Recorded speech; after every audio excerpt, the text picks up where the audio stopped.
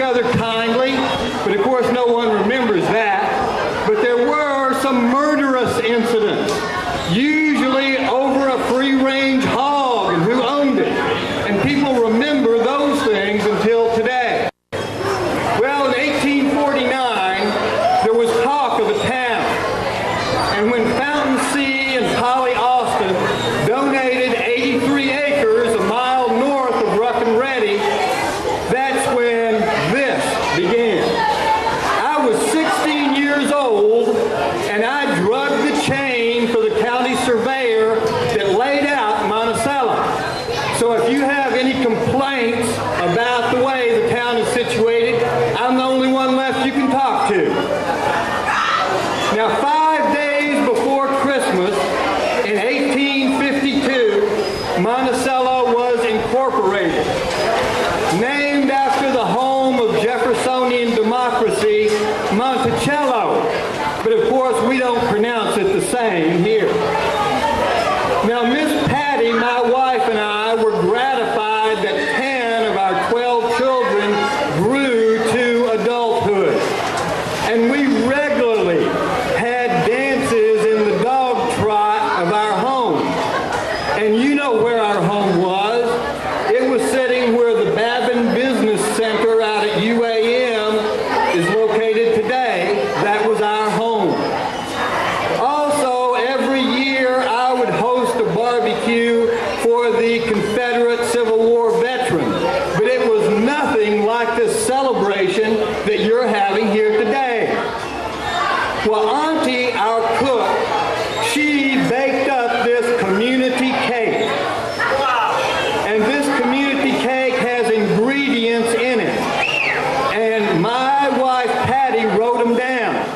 And so today we want to look and see what are the ingredients in the community cake that it takes to make Monticello. And the first ingredient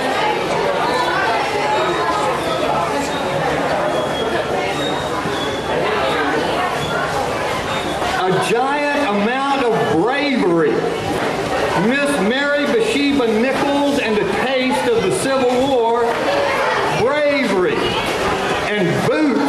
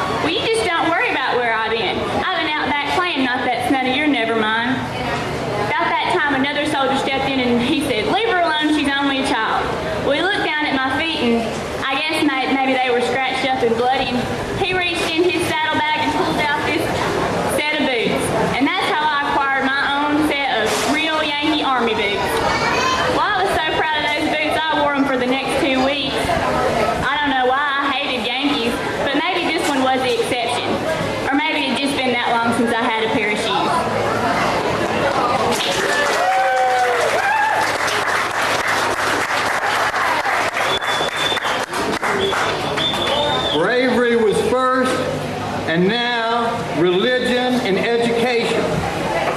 Reverend Charles Mabane came here from North Carolina after receiving his master's degree, accepting the call to the embryonic Second Presbyterian Church in Monticello. Reverend Mabane wasted no time in starting a weekday school for young black Presbyterians, and this became Monticello Academy. Reverend Mabane.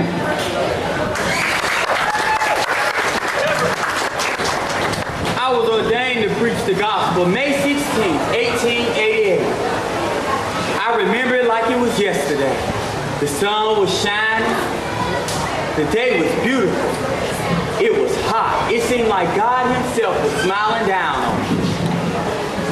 And then they sent me to Arkansas to start a school for the young African Americans around here. Because back in those days, the black students didn't get taught much in school but how to be a farmhand or work in a house or something. But I taught them something more than that. I taught them to start their own business. And in no time at all, I had started a school. I held my first church service in a one-room cabin with nothing but rough boards serving as the bench. It had about 12 people, but it rapidly grew. But the times I spent here in Monticello haven't always been good. Miss Mary Holmes, a white woman who helped finance the Monticello Academy, came to visit in January of 1905 like she had always done. And I picked her up off the train and she got in my wagon and we went on a tour of Monticello straight down Main Street. But by this time the Jim Crow laws of Monticello had came and they were in strong as ever. And I guess that got the town in an uproar. And that morning when Miss Mary Holmes woke up, she opened her door and she found a small wooden box containing a couple feet of rope and some shotgun shells. And I received almost the same thing at the Monticello Academy. It didn't take me long to realize what the threat was. So I packed up and I left because I didn't want to put the students or the teachers that were staying at the Monticello Academy in danger. And those are my memories of Monticello.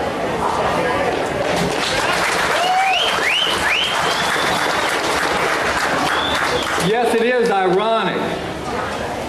The Academy was known to help put out fires down on the town square. And at one occasion, we even written up in the newspaper about how bravely they helped put out the fires. But on two separate occasions, scurrilous individuals tried to burn the Monticello Academy down. But they were, thank God, unsuccessful. And the Monticello Academy continued to educate the black youth until 1933. Also, about this time, the railroad came in from Collins to Monticello, but it was hard going. They couldn't work on it in the summer. The mosquitoes were so thick, they'd clog up the nostrils of the mules and the oxen and kill them. And the workers were getting malaria. But the train did come. And also with the train came the ingredients of business and commerce and also longevity. V.J. Trotter, who lived 100 years and 1 month, prominent businessman here who fostered our community, president of Union Bank, Mr. V.J. Trotter.